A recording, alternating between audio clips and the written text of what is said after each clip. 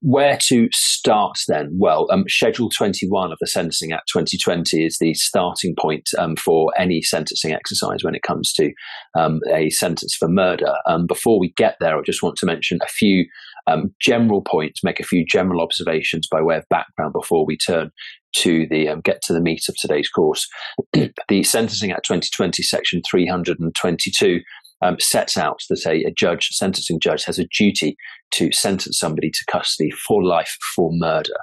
Of course, many years ago now, back in 1965, we had the Murder Abolition of the Death Penalty Act. And of course, when the death penalty was abolished, the substitute for that was a life sentence, so that anybody convicted of murder will now receive a life sentence. But of course, what that means in practice is a matter which we will look at a little bit more today.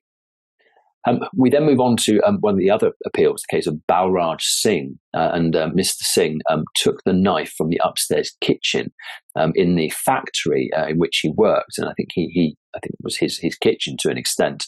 I got the impression reading the judgment it was a work kitchen that members of staff used, and he walked through the working area of the factory. He did not travel outside, okay?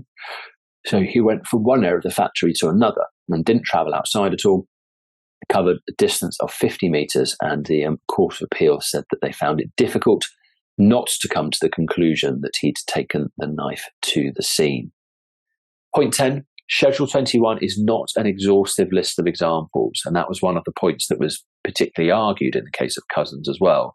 Of course, that the murder committed by a serving police officer is not a factor that's considered under Schedule 21 in terms of the imposition of a whole life order, but it was clearly at the forefront of Lord Justice Fulford's mind, and indeed the Court of Appeal Criminal Division's mind, when passing a whole life order, the fact that the murder was committed by a serving police officer, the gross breach of trust which the public reposes in our police officers was felt to be serious enough, of course, with the combination of the other factors such as the abduction and the sexual conduct, the burning of the body, all those sorts of things which took place.